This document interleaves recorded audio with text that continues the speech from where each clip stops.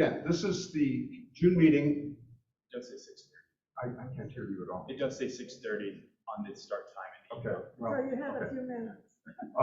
I'd like to welcome you again to the June meeting of the Capitol Hill Neighborhood Council. I'm David Shear, the chair, and the usual start to the meeting is reports from our city representatives, including our city councilperson, Chris Wharton, and our mayor's office liaison, the police department, and so on. I don't know, maybe some of these people are online. Can somebody step to the computer and see if Chris Wharton is logged in online? Oh, you're Hannah. Yeah, Hi. nice to meet Nice to meet you. So It's okay. We'll start with Hannah. She's our new liaison to the mayor's office, and I'll let her introduce herself and fill you in on the doings of the mayor. Talk to the microphone. Got it, okay. Hi, everyone. My name's Hannah Barton. I'm the new community liaison from the Salt Lake City Mayor's office. Sorry. Okay, hopefully you guys can all hear me. Everyone online and here too. I just started this position a couple of weeks ago, but I'm super happy to be here. I've lived in Salt Lake my whole life. Got a master's degree from the University of Utah. For the past 4 years, I've been working in public service, working for former county mayor and Congressman Ben McAdams. So I'm very happy to be working in the mayor's office, happy to get to know all of you. I want to be a resource to your community, to hear about the issues that you care about. I don't have business cards yet just because I barely started, but I'm happy to, I know that David has my contact information, so if any of you want to get in contact with me, please feel free to reach out to me anytime. I have a couple of updates from the mayor's office. I know going into summer, the top two things we're probably going to be hearing a lot about is fireworks and water usage. So I wanted to give you all an update on the restrictions of fireworks in the city coming up on the 4th of July. I'm off of notes today only because I'm new, and don't worry, I won't use notes in the future. So as an update, fireworks this year are going to be banned east of 9th East, anywhere in the city, and then north of South Temple. And they'll also be banned in different parks and open spaces throughout the city.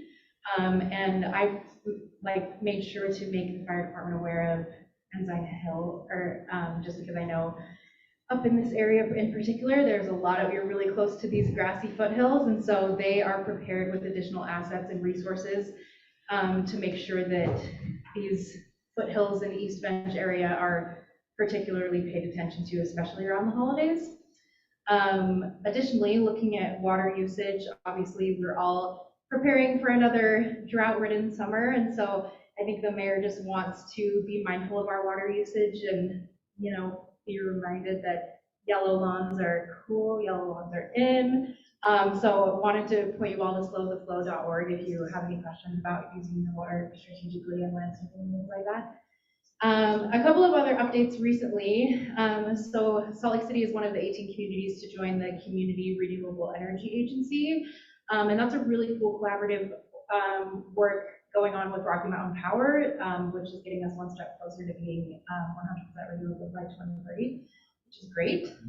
I also, for any of you who are interested, wanted to point you in the direction of a new Adopt a Storm Drain process, which any of you looking into volunteering, giving some time to the community, this is a great opportunity to adopt a storm drain in your neighborhood, and then once or twice a month you would clean out that storm drain and just make sure that it's working well and functioning properly, obviously reporting any issues to the city, but that's a big help in making sure that we keep our waterways clean and keeping trash out of the Jordan River and things like that. So yeah, other than that, I don't think I have any additional updates. Happy to take any quick questions, but don't want to take too much time. Okay, if you have a question and you're online, so if you have a question and you're online, please raise your hand in your box. Is there anybody present who has a question? Brian? I have a son who lives on Rose Park, north of South Temple. Hang on one second. Rose Park off on Highway, Rose Park off on Highway, and north of South Temple. Yeah, anything north of South Temple should be, yeah. Yep. Okay, great. Well, thank you all for having me here. Oh, sorry, go ahead. First of all,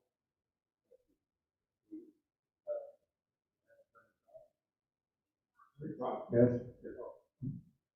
Welcome Thank you. to our neighborhood and congratulations on your new position with the city. Thank you very much. So we will be seeing you from time to time at our monthly meetings, hopefully. Yes, that's right. Yeah. Excellent. I have big shoes to fill, but I'm excited to be here. I had a question about the drain, the storm drain. Mhm. Adopt the drain or storm drain. What do you call it again? Yeah, adopt a storm drain. Storm drain. Mhm. So the person's just supposed to monitor that? Or? Yeah, and just look at keeping it clean, maintaining it once or twice a month, making sure that there's no big like leaves or blockages or So they anything, would and clean that pulling out the small trash. stuff. Anything major, they would call the city about. Sure. If you notice that it's not draining properly or if it's consistently getting plugged, maybe alert the city, but just maintaining and making sure the leaves and the garbage are not And who's going doing down that? it. Yeah, that's right. Who's doing that now? I'm curious. Or is it not being done? It's being done, I think, as needed when there is like a big plug or flood. And so this process is kind of like the Adopt a Roadway program or something, just to get people a bit more involved and hopefully look at more of that maintenance. Okay. Because I think this, like pulling out trash and things like this, that isn't happening as much unless there's a major blockage. Right. So this will be something that as an ongoing basis will hopefully improve the waterways for everyone. And it's a great way to volunteer, but we recognize that not everyone has time or resources or capacity for that. But if you're interested, I'd be happy to get you more information. Well, it seems like it's minutes a month, possibly. Totally, yeah, So just it's kind of keeping an eye on it. monitoring it, and if nothing is stuck, a few minutes to fill it out. Yeah. Make the phone call. Yeah, Okay, thanks absolutely. for Yeah, Yeah, thanks for having. So I have one question about the fireworks.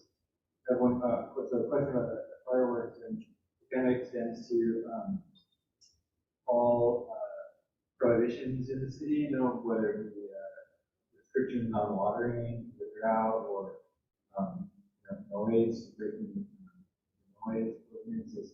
Does the city have, any plans for enforcement of the fireworks ban, or, how will, it go about? Because I know lots of times some people even have difficulty getting the message, sure.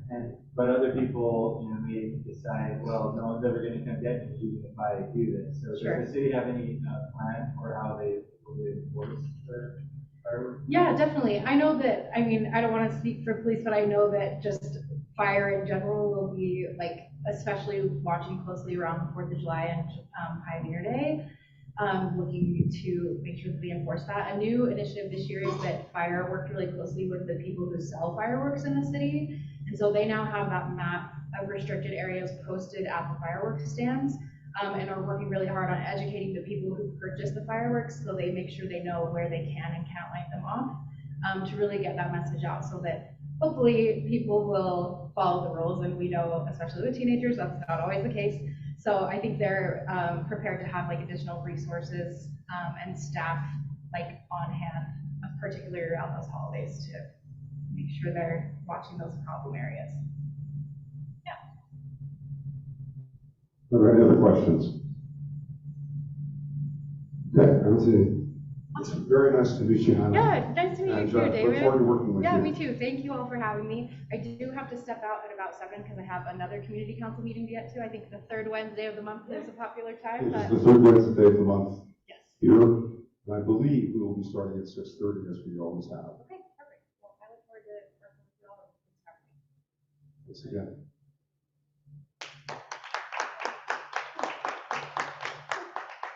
Okay, next we will hear from our city council person, Chris Wharton. Try to keep your mouth really close to the microphone. Okay. Does that work? Sounds the same. You're up.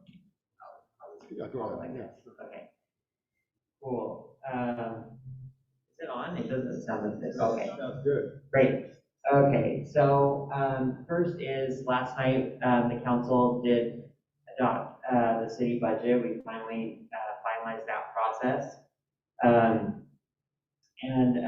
We, after trying to look through really rigorously all of those areas, we really weren't able to find enough money to avoid doing the tax increase. So there is going to be a small property tax increase. That's the first one that we've done in 8 years, and Majority of that is going to fund our city employees. The next biggest chunk of that is going to assist with our police and emergency medical response. We're doing also an alternative response model. So we are seeing an increased number of calls for service, but a big majority of that increase is for crimes that don't, or excuse me, for calls that don't involve a crime. So when our officers go out, it's not really something that they can always help with because there's not an actual crime in progress. So this new team of crisis responders will be able to better handle those calls. A lot of them are related to people that are experiencing homelessness, and so we're hoping that that will help with that issue as well. The other thing that I'm really excited about for our district that this tax increase means is that we're going to have 2 park rangers that are going to be dedicated to the Foothills Trails. We always hear a lot about activity going on up in the trails, from kind of smaller things to littering or people up there with a motorized assist on one of their bicycles or something like that, to something more major, like people have been up there shooting. Obviously, you're not supposed to be shooting in the city limits for obvious reasons, but they still do. To people, committing other crimes late at night, and so we're hoping that this park ranger program will help with that as well.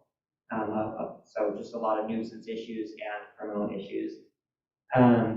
If you are a senior or a veteran, or you're on a fixed income and you're concerned about how the tax increase will impact you, there are a number of programs that are available to freeze if you meet those qualifications, so that you won't feel that either the increase in property tax or potentially the increase in our stormwater and drainage fees. So if you have questions about that, please let me know. Let's see, the other news I wanted to give you is about fire. I'm going to be sending out some information about fire season, fireworks, avoiding wildlife fires out of my individual council member budget. This is something that the Greater Avenues Community Council asked for, and so I figured I'd just do it for the whole District 3, since we have those same concerns over here. So you should be getting that soon. I think we're going to do door hangers with more information for people that property directly abuts kind of wildlife areas, and then postcards for people that are further in, just with all of that detailed information. The next thing on the council's list, now that the budget is passed, is looking at the proposed bond. We have some bonds that are retiring, and we're looking to use that bonding capacity again. My biggest priority on that will be the Warm Springs Plunge building. The proposal right now is $6 million to get the building from whatever you call it now to stable. I would like to increase that to usable or occupiable, so that we can at least get some people in there, get some ideas going, maybe issue an RFP on what people would like to see us do with that building. There are a lot of competing proposals, because there are a lot of other city buildings that also need a lot of love, but Warm Springs will be my biggest priority. And I'm even putting, since I had a big ask last year for CIP, for traffic calming, so I'm even putting all my energy into Warm Springs instead of going hard on CIP. That'll be the other thing that we'll be working on throughout the summer. And traffic calming is another thing that will be in the proposed budget and can be addressed with a portion of the increase. So I'm really hoping with this increase that what we're doing is making it more manageable. I don't think that it's necessarily a good thing to go a really long time without making adjustments, because then when we do, we have to make bigger adjustments, and that's harder for people to accommodate. And so, but yet we are growing at an unprecedented rate. And even with the new growth, and even though all of the values of your property are, so we as city. Oh, look, there I am. The city doesn't get more money just because the value of your price goes up or the value of your home goes up. We do have to still make those changes to the tax rate, so that's why we do it. And as I said, we haven't done that in 8 years. So happy to answer any questions that people have. Oh, last time I was here, somebody asked, I don't think he's here this time, what the rate of loss was for our overall city water system, and they were concerned that in some cities it was as high as 30%. The answer is for our system that it's 15%, but it depends on what area. You know, there are certain areas that are more efficient than others, but on the whole, 15% water loss. It's pretty good. Yes. It's very important that everybody use the microphone, otherwise the recording doesn't record your question. Got it. Thank you. Well, 15% doesn't sound very large unless you're in a historic drought like we are now. Sure. Are we accepting that as just part of managing a system, or are there things that we can do or the city can do to bring that down? And we know the sources, I guess, of that loss. Yes, there's a lot of different things that contribute to it. Part of the fee increases for water go to system upgrades to make it more efficient. So it's always, I should say 15% is good compared to what the concern was, that it could be as high as 30, but it's not an acceptable level for us, especially in the circumstances that we're in right now. And of course, there are always things that we as residents can do. And I'm sure, I think those were being talked about when I got here. You know, making sure that you're watering twice a week if you have a lawn, but make sure that you always are watering your trees and shrubs, because you should not skip watering for those. And that helps cool down the heat island of the city. So make sure that you're giving them all the water they want, or need, I guess. You mentioned about the park rangers patrolling trails. Does that include Ensign Peak? Yes. You know maybe that was the area you were referring to when you said there's been a lot of issues. Yes, there are, I would say, maybe 4 areas in District 3 that are really bad, and one of them is Ensign Peak. So, and on that matter, are they gonna be ranging 24/7? No, they're not gonna be ranging 24/7 yet. They're gonna be ranging, I don't know exactly what hours they're gonna do, but the hope is that just having more of a presence there at lots of different times will help kind of, you know, a lot of it is about behavior, and if people feel that they can get away with stuff because nobody's watching. Right. So, But if they're not there, you know, from 6 PM till 1 AM, that's when the trouble is that they're trying to get rid of. true, but we also have more officers available, and so we're trying to come at this from multiple angles, and helping relieve officers from those calls during the day, and maybe they will take evening shifts, I don't know, but that's part of the strategy here. Okay, it looks like Marsha Johnson online has a question. Let me unmute you, Marsha. So you need to unmute yourself. You should be heard.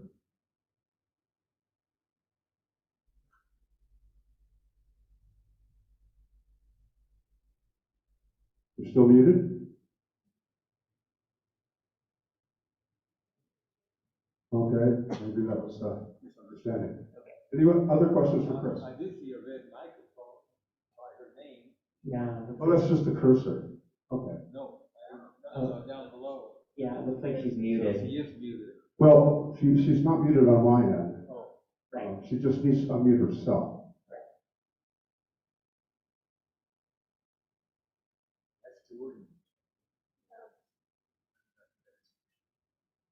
Okay. Misunderstanding. Are there any other questions? Okay, thank you very much, Chris. Thank you. Thanks, everybody.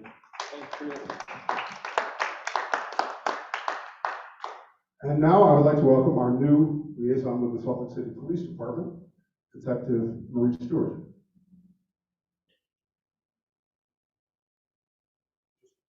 Your mouth practically around the microphone. Hello. I started yesterday, so very nice to meet you all. I'm actually really happy to be in this position, helping the community and trying to solve problems, or at least solve problems as much as we can is one thing that I really am passionate about. That's very good, thank you. Curse me with height. So just to go over some quick statistics for your area, the Capitol Hill area. Last month, you had 116 calls for service. The main top call was warrant arrests. That's really good. That means our officers were out proactively looking for felons and arresting them and putting them in jail. The other calls, which is really nice for you guys, is non-criminal domestic violence, which just means we got in an argument and it was so loud that someone called. So not terrible, but that's just, you know, those are 100% unpreventable. People argue it's not illegal, but sometimes it does concern the citizens and we do get called out there. Traffic accidents, traffic hit and runs were the next two, but fairly low, approximately 5 to 7 calls in the last month. So if you do get in an accident, I know it's completely shocking and you're just trying to process for a second, but we have had an increase in hit and runs. So if you find yourself being hit or in an accident at all, try and get a picture of the license plate, a picture of the driver. Just be a good witness. Don't engage, but try to be the best witness that you can, and that will help us exponentially. I'm gonna give my email to David, and if anyone has any concerns in your area, just email me. You can always contact me by going to slcpd.com. Community engagement down and community liaison officer. My picture looks like a blue screen right now, but I'm District 3 and 4. So nice to meet you all, and I look forward to working with you. Can you take a couple questions? Yeah, of course. Okay. Thanks, David. Well, welcome to our neighborhood. We look forward to seeing you in the future. And thanks for all the great work you do. We know being a police officer isn't easy. Sometimes it isn't fun, but thank you for doing it. Thanks. Hope you get a sense of satisfaction from doing such great work, service to our community. I really do. Actually, I started later in life. I was 34 when I started as an officer, and so I think that kind of gave me some perspective. And I got into this job. I could have done anything, but I wanted to help people, and so that's Well, what I'm thank here to you. do. We appreciate it. Appreciate it. I have a question. There's a problem in our neighborhood that comes from cars and trucks and motorcycles that with illegal mufflers. And it's a noise problem. And it's rather significant, I think it's fair to say. During the daytime, well, let me say it this way. It's a constant problem. I live on 3rd North, and I might be in the middle of one of the problem areas in the neighborhood. 3rd West is another one. But in my area where I live, I can't be outside literally for more than 5 to 7 minutes without hearing a very loud, obnoxious muffler noise. And it may just pass by, or it may be racing around for a few minutes and then stop for maybe 5 minutes, and we'll hear it again. So it's, in that sense, it's constant. Now, in the evening, I'd say 3 or 4, well, I'm going to say 3 or 4 times a week, that's fair. It can go on for hours, not every 5 to 7 minutes, but constantly. You cannot be outside or in your house, for that matter, for more than a few seconds without hearing cars racing around. So it really is, I would say, an extremely annoying problem. And I'm not sure if you're aware of it. It happens all over the city, I know, but it seems like it's worse around Capitol Hill. It seems like the Capitol building itself is something of an attraction for people to come up and play up here. Anyway, are you aware of this? I am actually aware of this specific issue.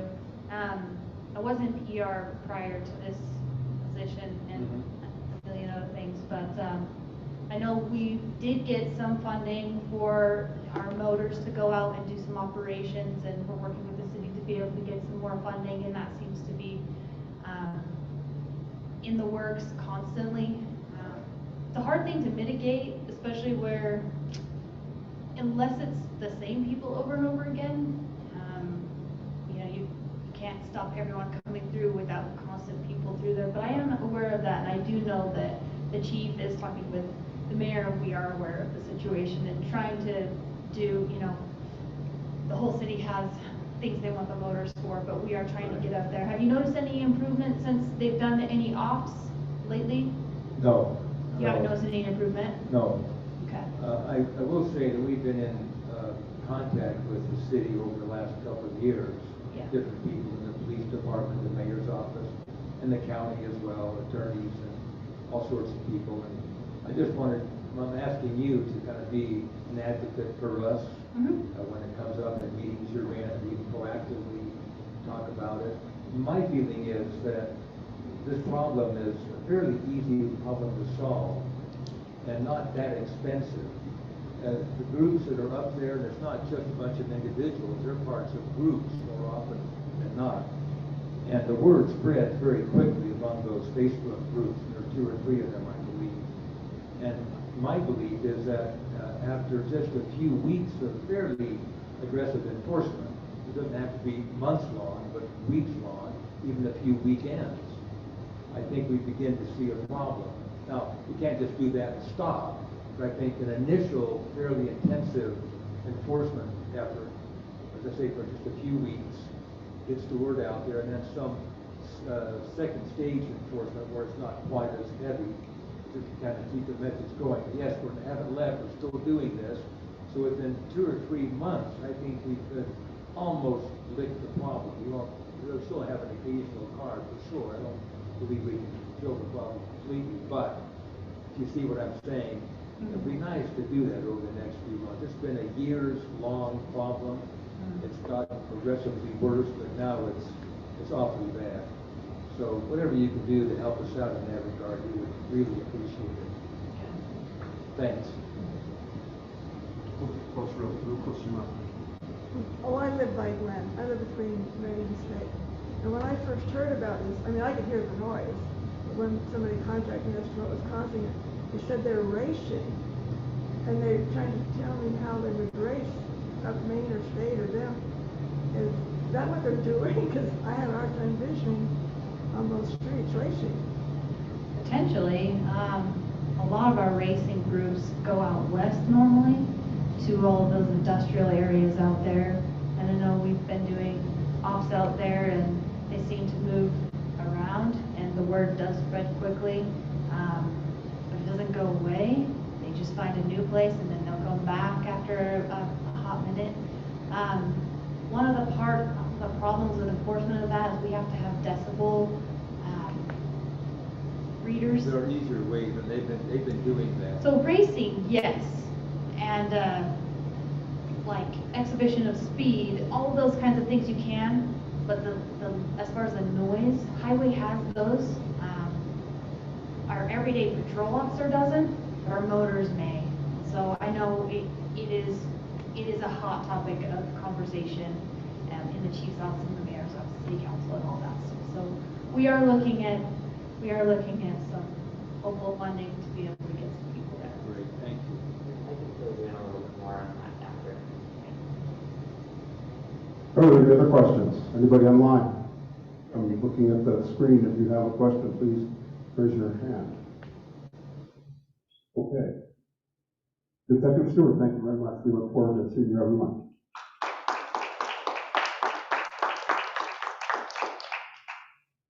I see that our state legislature representative, Jen Daly Provo, is online. Jen, do you want to say a few words, just unmute yourself and we should hear you. That would be great. Thanks for having me. I hope you all are doing well. I don't have a lot to report today. Today was the June interim session at the Capitol. And yesterday was appropriations meetings. And so we are busy studying policy issues and working on pertinent issues that will likely come up in the next general session in 2023. And also just wanted to make sure that I mentioned, I had been in touch with David about the next Capital Preservation Board meeting scheduled for August 24th.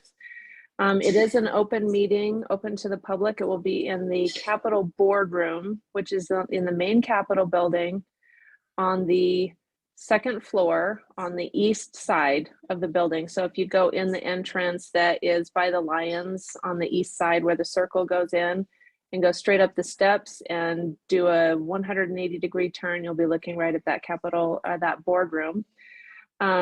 Like I mentioned, it is a meeting open to the public, although it is not a meeting that is typical of legislative meetings where the public, we open it up to the public and they're asked to weigh in on whatever the pertinent issues are. If you do want to speak, you just need to let either the Capital Preservation Board know that you would like to address the board on whatever issue is on the agenda, or you can let me know and I can forward that on to the organizers to make sure that you have a chance to address the board on those issues. The agenda should be published at least a few days before the meeting. Statutorily, they only have a 24-hour requirement, but the Capital Preservation Board has been pretty good about posting that online in advance. And so we'll be talking about that.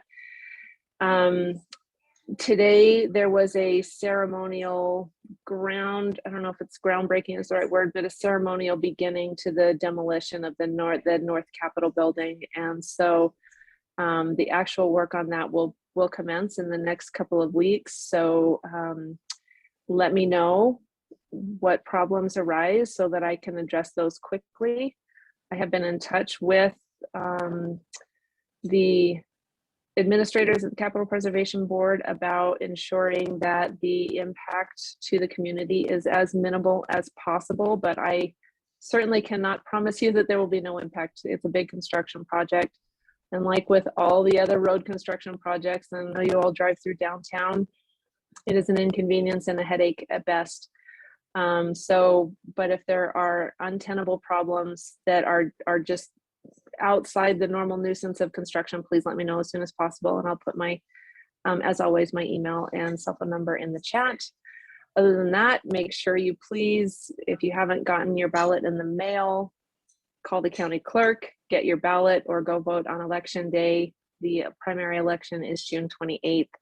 If you're mailing in your ballot, it does need to be postmarked by the 27th. So make sure that you take advantage of your opportunity to vote in the primary election this year.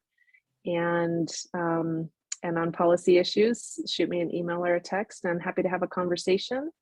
And I'll also include a link to office hours, which I've got scheduled through the end of June right now. So with that, that's all I've got today. I'm happy to take questions if there's time, or I can defer to chat via Zoom if you have access from the room, or anybody who's online. And then again, my cell phone will be posted. Happy to hear from you guys. Thanks. Thank you, Jen. Are there any questions for her? Could you repeat the date of that meeting? Yes, please repeat the date and time of the Capital Preservation Board meeting. It's August 24th. I'm gonna swipe my 10:30 a.m. in the Capitol Boardroom of the main Capitol building. Okay, great. August 24th. Okay, thank you. That's actually Okay, thanks. That's actually not a raised hand, that's the cursor. Okay. Okay, thanks again, Jen. Thank you all. Take care and be safe. Okay. So I actually have an announcement. Online we have Christina Rodriguez, who is active in the Ensign Downs neighborhood group. Many of you know that in the past couple of summers, We have done special fire prevention events on July 4th and July 24th because a lot of people like to go up in these areas and light firecrackers and create quite a fire hazard. And many of you may remember that a few years ago, we had a very close call. Fire came up from Victory Road and very nearly burned down the houses of 3 of my neighbors across the street.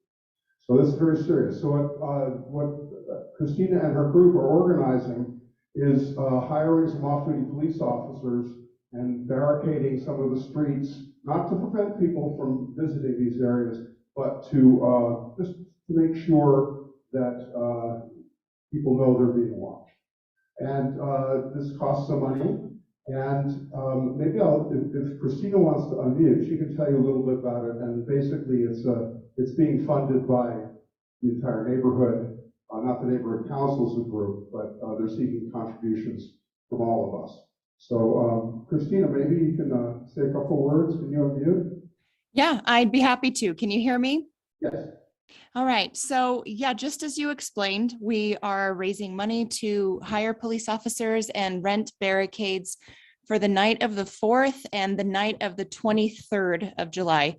So those 2 evenings, they seem to, and the idea is to just redirect traffic so that people aren't parking right at the trailhead, so that if we happen to have a fire, we can get emergency vehicles quickly to the trailhead. And so we have raised quite a bit of money, but we still are in need of some more. If you're interested in donating, you can contact me. I can put my email in the chat, and it's, but let me see. I don't remember my neighborhood email. That's kind of embarrassing. I'm sorry. I think it's ensignpeakna@gmail.com. And so if you'd like to email me, I can get you the details. If you're not already on our email list, then that's a good way to get on the email list. Thanks a lot, Christina. I appreciate very much the work that you and your group have done to keep our neighborhood safe. All right. Any questions about this? Okie dokie then. All right. Brian Hutchinson, who is the chair of our transportation committee and the sort of the leader in our traffic calming efforts, is going to take some time to explain to you where we stand and what's happened, what we expect to happen soon, and the overall outlook for the project.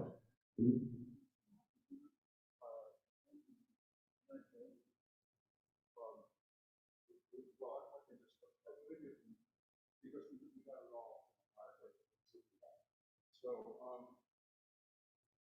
do you want me to like hit the tour up?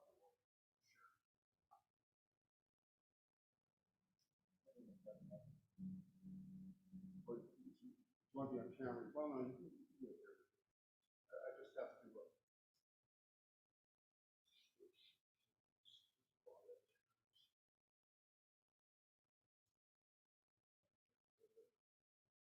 You can sit here. Say this more really quick. I just need space.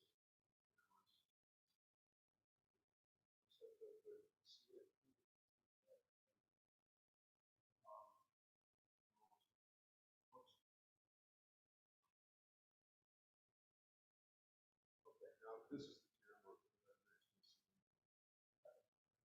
We need this over there? Yeah, you do. Oh, that one works much better.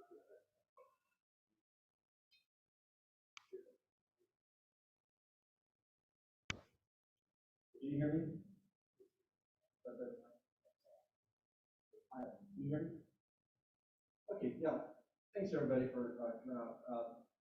And as was mentioned earlier in this meeting, traffic is a big issue for quality of life, and this is something that Councilmember Chris Wharton has taken on it and been quite a hero for the neighborhood on that.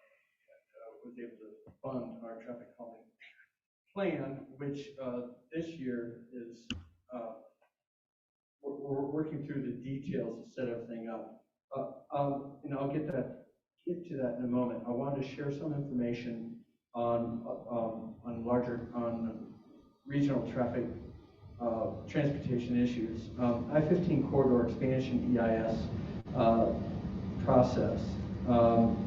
It included a couple of meetings with people from UDOT and from Salt Lake Transportation, various consultants, and a representative from our neighborhood, and people from Washington, D.C. The most recent meeting with the Smart Growth organization occurred about a month ago, and we discussed the $1.5 billion and growing I-15 corridor expansion between Farmington and Salt Lake City. And we actually, I think we made some great headway in this most recent meeting. It got down to actual projects and the purpose and need statement, but beyond that, the actual projects and types of projects under consideration. As we may know, our organization, our neighborhood council, has promoted the concept of separating industrial traffic from commuter traffic and local vehicle and pedestrian traffic.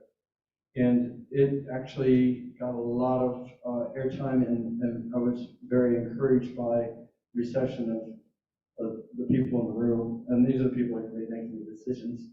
Several people from consultant groups and UDOT were nodding their heads in agreement with some of the concepts. One of the major issues is balancing throughput with with efficiency and integrity. And so there's such a thing as turning the fire hose on, but if you're getting down to delicate flowers in Florida, that probably isn't going to work. We can actually add lanes to the I-15 corridor and really dial up the capacity, but there are problems that occur at the communities. And this is Chris Wortman has joined this meeting as well. Excuse me, Chris. Yes, and that's one of the issues that I think we made some progress on. We don't want shotgun shoot or a fire hose of traffic dumping into our communities. In fact, our communities are to be, we feel we need to take them back to be more compatible with residents, which means more focus on pedestrian, bicycle traffic and less focus on commuter cut-through traffic. You can focus on it, you have to manage it. And one of the things that did come up was having a interchange further north, and this is something that we promoted a few years ago, at somewhere between 2300 North and 10th North, to accommodate the high volume of heavy truck traffic for both gravel and refinery traffic. Another issue is people tend to, they took middle school geometry class and know that hypotenuse is shorter than the sum of the two legs, and so they decided that cutting through our neighborhood would save them time. It actually doesn't, because of the capacity that you run into. And so we're trying to get traffic on I-15 in the morning to go all the way down 4 South before exiting I-15. And that's the impetus for the increasing capacity on I-15. That's one of the purposes, but that's not where it stops. And so we're working with, Salt Lake Transportation is working with UDOT on improving the efficiency along 4 South, all the way to Research Park, University, etc. Anyway, that's kind of where we are. That's going to be a 2-year process. But I just want to give you a picture of the most recent meeting, and we're looking at spending a lot more money in that section between Salt Lake and Bonneville than was originally planned. But it will greatly improve Rose Park, Fair Park, Glendale, and Capitol Hill and the avenues, and also the city center. So another issue that came up is, that has been coming up is finessing the pedestrian bicycle corridors in the city. This is the Solid Transportation Division. We're working, and this actually is a component of our capital traffic calming plan. And one of the purposes is to improve safety for pedestrians. As we had said in our last meeting, if it's not safe for kids to go to and from school or to this library, then it doesn't work. And this is actually something that in great cities of the world that have transformed in major cities like now London, now Paris. They're following Utrecht and Amsterdam and other great cities. They realize you get more capacity with bicycle traffic than you do with automobile traffic, and you have a safer environment. So this another one along those lines. There's this corridor on 300 North between West High and Second West that goes in front of the fire department, and that seems to be a commuter cut through. Either to go up to the Capitol or to go to the city center or Research Park or University. And the plans now are to restore single automobile traffic in each direction, and to maximize bicycle lanes and pedestrian safety along that area. One of our members and neighbors, Tyler Peterson, and I have been working on a basic concept. We ran it by Solid Transportation. They agree with it, but they're actually developing more standardized quick build program with standard features, and Chris may be aware of this, and something that can implement citywide without having all hands on deck. It could be, and I talked to John Marson, the director of Solid Transportation, about this on Monday. And what it will do is, once we get a feel for the performance of various features, Solid Transportation will more effectively assign those. Those will be prefabricated components, not labor intensive, more cost effective. Put them in place, and these things will slow traffic. They'll prioritize shorten pedestrian crosswalks, and do have other performance characteristics. We talked about the noise muffler ordinance. I should remind an officer that we've with Glenn McBride and David Shear and I and others have been meeting with the administration and Solid Police Department for the last 2.5 years. And so we were actually trying to resurrect and develop, take the next steps in this plan that there has been, Chris Wharton has been able to find funding for to buy the equipment, noise measuring, decibel meters, etc.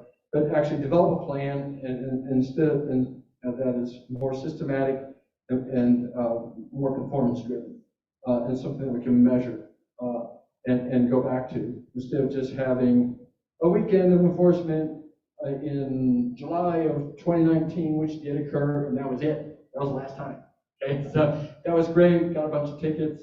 People kind of stopped doing it, and then that was it. That's not what we're talking about. I'm sure in the massive Solid Police Department budget, there should be room for a little more focused plan for not just the muffler ordinance, but also the racing and the exhibitionist behavior that goes from State Street all the way up to Rings of Bell, Anson Peak, and then goes races up and down Victory Road and Third West, and then attacks, and it just hammers on the neighborhood at all hours. So we want a little more system to this effort, and that's kind of what we'll be following up on.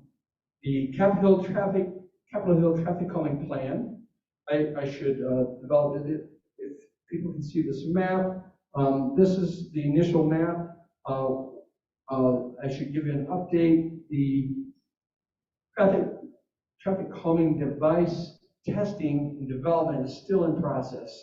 As we said in our last meeting, Solid Transportation had a joint lab test out there at their facility west of town. And what they found was that the features that they were testing weren't quite disruptive enough. There's not much gyration, actually not the effect that they were after. So they're actually they're going to test a couple other geometries before we go forward. We had hoped that we had something that we could slap on the road and stop the bleeding, but that's actually not how Solid Transportation wants to operate. We want to prove it in the lab and then find a site to reprove it. And once that is done, and there's been a lot of study also reviewing at the University of Utah conducted a study that we have on our website. If you go to chnc-slc.org under transportation, you can find a study that shows the performance of various features. We want a little more scientific. We're not just shooting from the hip, because we're going to unload $600,000 on this project. We want to make sure it works because it's got to work for every neighborhood in the city. And if it works for this city, maybe it'll work throughout the county. Mill Creek and others will catch wind of the efforts of it. So that the development is still underway of the geometries, but also the construction materials. We're working with Detroit, the city of Detroit, which has laid down nearly 20,000 speed humps since 2018. And they can't get enough. Everyone wants them. They're just super popular because it not only slows traffic down and makes it safer for pedestrians, it actually dramatically affects other issues involving safety, such as the robberies and other mayhem that occurs that slow driving will help mitigate. So that's basically it. We're still working for January 2023 for the first part of this flood of features, wall-to-wall features throughout the neighborhood. Anybody have any questions? Yeah, maybe I should take down the map so I can see more of people online if they have questions. Yeah.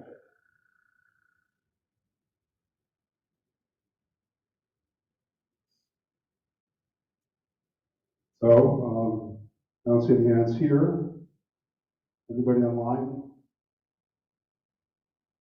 I don't see any hands there either. Okay, well, thank you very much, Brian. Yes, I talked too much. Thanks.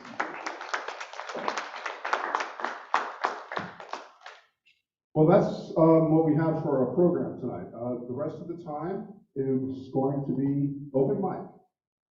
If you have any issues or questions or just rants, you're welcome to take the floor. That goes for people online as well as people here. I see Ashley Anderson has her hand up. So please, Ashley, unmute and go ahead. Hi, thanks, David. I just wanted to join online so that I could fit in a couple of different meetings. But as a reminder, I met some of you at a previous meeting. I'm running for district school board, and regardless of your party affiliation, that race will appear on your ballot. So District 3 is formerly Catherine Kennedy's seat. I know she wasn't able to be here tonight while she's traveling, but I'm the mom of 2 kids who go to school in this neighborhood, and I would love to earn your vote. I'll put my website and information in the chat, and anyone who's there in person. There is a contact form on my website, so if there are issues you're thinking about as you're making your choice for district board, I'd invite you to send me a message. I respond pretty quickly. So thanks for the minute to talk, David. Okay, wonderful. Raise your hands if you got anything you want to say. Oh, Michael, come on up. No, you have to have a microphone, Michael, otherwise nobody can hear you. You have to pretty much touch it to your face. Yeah, does anybody have any updates on the construction project up on 3rd West? The Honey Company place, and then the one that was illegally torn down, I guess. And they're all fenced now, and then there's one over by the handlebar that's going up. Does anybody have any updates on the status of any of those? No. Are you checking? Or, I'm sorry. Never mind. Just a little. So the only update I know is on the one building that was illegally torn down, that they are either in the process of being fined by the city or they were already fined. There's like an initial fine, and then I think there's like subsequently that they assess like what was lost, and then there's an additional fine on top of that. And so if that hasn't already been completed, that's in the works. I don't know anything about the replacements though. Sorry. Yeah, thanks. Anything else?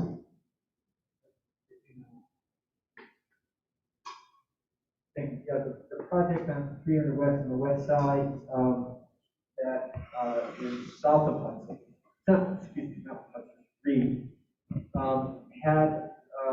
they had cordoned off the sidewalk, and I think for sure in that communication, and they realized that they could have gone about a different way in the sequence of it. Maybe Chris, you can elaborate on that one. Is this the NeighborWorks project? Oh, yes.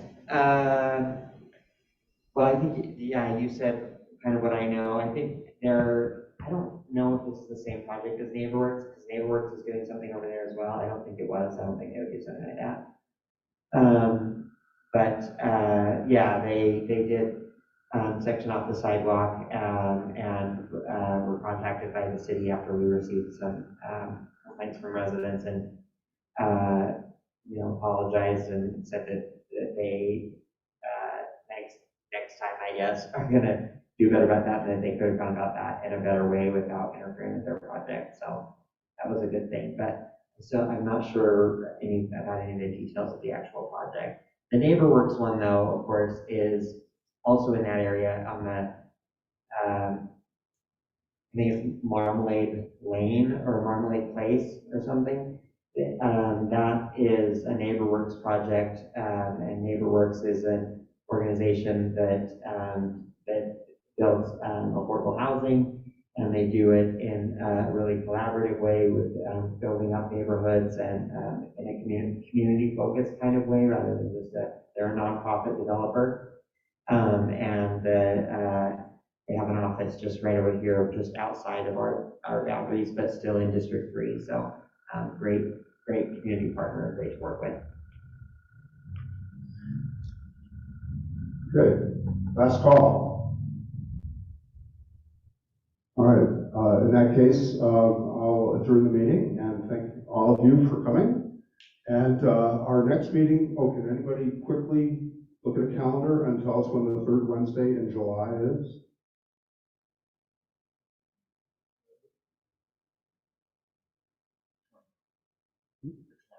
Okay, our next meeting will be July 20th at 6:30 here and on Zoom. And we have a very interesting lineup of people who look at the water situation in the city and the area from a variety of points of view. So we look forward to having a very informative panel at that time. So thank you all, and have a good evening.